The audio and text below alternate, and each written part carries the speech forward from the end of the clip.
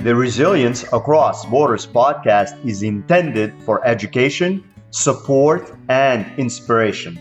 I am not a psychologist or a medical doctor and do not offer any professional, medical, or health advice.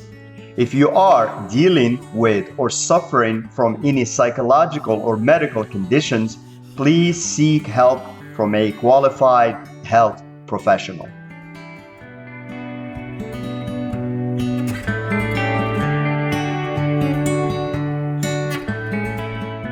Hello and welcome back to Resilience Across Borders. I'm your host Rachid and also author of the Emojim Journal and guide and workbook to get clear and stay focused on your priorities and institute better habits, among other things. So in today's episode, we are going to address self-talk that builds inner strength. And we're going to talk about some science-backed ways on how to rewire your inner dialogue. So there is one voice you hear more than anyone else's, your own. It narrates your wins, magnifies your fears, interprets your failures, and quietly shapes your identity over time. Most people underestimate this internal dialogue, treating it as background noise rather than the powerful conditioning system it truly is. But neuroscience tells a different story. Your self-talk is not just commentary, it is programming. You got to take note of that. It's not just commentary, it is programming. The question is not whether you talk to yourself. The question is your self-talk weakening you or building you. So we're going to start with first understand that thoughts become neural pathways. Your brain operates on a principle known as neuroplasticity, the ability to reorganize itself by forming new neural connections. Repeated thoughts strengthen certain pathways, making them more automatic over time. So say, okay, negative self-talk, if it repeats and it repeats and it repeats, it reinforces fear. It reinforces doubt and it reinforces avoidance. On the other hand, constructive self-talk, again, repeated and repeated, builds resilience, it builds confidence, and it builds a bias towards action and positive action. What you repeat, you reinforce. What you reinforce becomes who you are. It becomes your identity. For instance, one of the things you can do is interrupt and replace.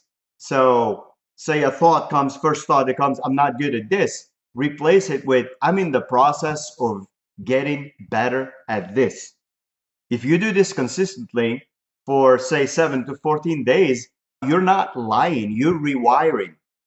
You're reprogramming, you're rewiring. You have to label the pattern. When a negative thought appears, say, this is an old pattern. Not a fact. It's just an old pattern. This creates psychological distance and weakens that old neural loop. So you can get away from it and you can build a new, more constructive, helpful, and positive one. So the number thing to do is shift from, okay, I know some affirmations are not built correctly. You can shift from that to evidence-based identity statements. I love affirmations, but a lot of people have come now to misconstrue them and to make them these things where you're just like almost blowing up your you know what. Most affirmations, not all affirmations are bad, but most affirmations fail because they are too disconnected from reality. So if it's too disconnected from reality, your brain resists statements it cannot believe. But instead of this, use evidence-based affirmations or statements that are grounded in truth, but oriented toward growth. You can't argue with that. For instance, you can stack evidence instead of, okay, if you're having a problem with staying right now, I am confident, say, okay, I handled difficult situations before, I can handle this one. This aligns with principles from cognitive behavioral therapy, where thoughts are reframed using real evidence. And another thing you can do is use even if statements. So even if I feel nervous, I can still perform. I can still perform. I can still do this. Even if this is uncomfortable, I can handle it because I know I need to handle it. This builds emotional resilience without denial. Important. The number 3 thing to do is use self-talk to regulate your nervous system. Your inner dialogue doesn't just affect thoughts, it affects your body. Through the automatic nervous system, your words can either activate stress, that is fight or flight, or activate calm, which is rest and digest and relaxed state. One of the things you can do is to do the down regulation process or script even. When overwhelmed, you can remind yourself, I am safe right now. I can slow this down one step at a time. These are all things that can help you focus on just what's in front of you, get grounded, be back in the present. And then you can pair this with slow, like breathing to signal safety to your body. Because this is not just a thinking problem. This is also like a body emotions kind of problem. You can get over flooded and then you can stop thinking clearly, which happens to the best of us. Also, the thing you can do is performance activation. Before a challenge, you can remind yourself or say to yourself, my body is preparing me to perform. And you can remind yourself, this energy is useful. This reframes things like anxiety as readiness. Number 4, speak to yourself like someone you respect. Many people speak to themselves in ways they would never speak to others. This creates internal resistance instead of growth. Research in self-compassion shows that supportive inner dialogue leads to greater motivation, not less. You can use the best friend filter. Ask, if a close friend were in my position, what would I say to them? Then say that to yourself. Assuming you're not one of these people who likes to abuse their friends. So anyways, replace harsh labels. Instead of I am lazy, say I am struggling with energy and need to adjust something. This shifts from identity attack to problem solving. You can also, which leads me actually to number 5 thing to keep in mind, is use future self dialogue to pull yourself forward. Your brain is highly responsive to imagined identity. When you speak from your future self, you create alignment between who you are and who you are becoming. So you can do a future self check-in. Say, for instance, you can think, what would the version of me I respect most right now? Then accordingly, even in a small way, I am becoming someone who follows through. I am someone who handles challenges directly. So what would the version of me I respect most do right now? That could be your future self. That could be your ideal self. That could be that version of you when you feel like you're at your best. And you can operate from that, and then you can talk to that version of you. This creates behavioral consistency over time by saying, I'm becoming someone who follows through. I am someone who handles challenges directly, because this also goes to your identity. You're speaking to your identity, you're shaping that identity, because that's when we stick with habits, that things that are consistent with that identity. Anything that is not consistent with our identity is not going to stick. The other thing to do, or you can call it number 6 if you like to stick with numbers here, keep it short, repeatable, and emotionally charged. The brain does not respond best to long paragraphs. It responds to clear, repeated signals with emotional intensity. Short phrases repeated consistently outperform complex affirmations. So, for instance, you can use an anchor phrase: calm, capable, in control, handle it, or move forward.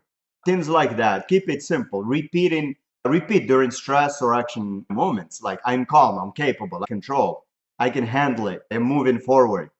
And you can say these phrases while you're walking or while you're exercising, or if you like to, looking in the mirror. Everybody has something that works for them. This strengthens encoding through physical association. It just creates more moments that you can anchor this to, and you can associate this with. But also catch the tone. That is your number 7. Catch the tone, not just the words. And of course, get you emotionally there. That helps it even stick more. So two people can say the same sentence but get completely different results. Why? Because tone carries emotional meaning. Your brain responds to how something is said, not just what is said. Think command versus doubt. Instead of weak tone, I guess I can try. Use let's go. One step. Let's take that one step. Notice the difference, because if you even look at your body when you say it, what posture and what position are you in? And if you want to even take it to the next level, record and listen. Record your affirmations in a strong, calm tone, and then listen back daily. This reinforces authority in your internal voice. And if you record them and you listen to it and you're like, you don't sound like convincing, redo it. It has to be convincing. It has to have authority. Remember, you're always training your mind. Even anytime that you're just like repeating a thought, every thought is a repetition. Every repetition is a vote. You're voting anytime you repeat the statements you say to yourself. Every vote shapes your identity. So self-talk is not about pretending everything is perfect. It's about choosing thoughts that make you stronger, thoughts that make you more capable, thoughts that make you more grounded in reality and help you move forward and make progress. You don't need to be perfect, and your affirmations, you don't need perfect affirmations. You need consistent, believable, and intentional ones that you are moving forward, that you are getting better, that you are improving. So because over time, your inner voice becomes your outer life. So you can ask yourself, what is one sentence I repeat that weakens me? Stop on that, reflect on that. You can pause this if you're listening to this wherever you are. What is one sentence I can replace it with? Starting today. It'd be great if you're in a position to do this, like to actually take a moment and do this exercise and write it down. Write down what you need to scratch off and what you need to put in instead. So then repeat it, not once, not twice, but until it becomes who you are. Repeat it as much as possible and as often as possible. As always, thank you for tuning into the Resilience Across Borders podcast. If you're enjoying the podcast, you probably heard me say it many times, but it does help us a great deal. If you can review it or share it, it is an inspiration to see that, because then we know this is making a difference, and that fuels us to create more episodes and to create great content. So remember to be kind to yourself and be kind to others and stay resilient.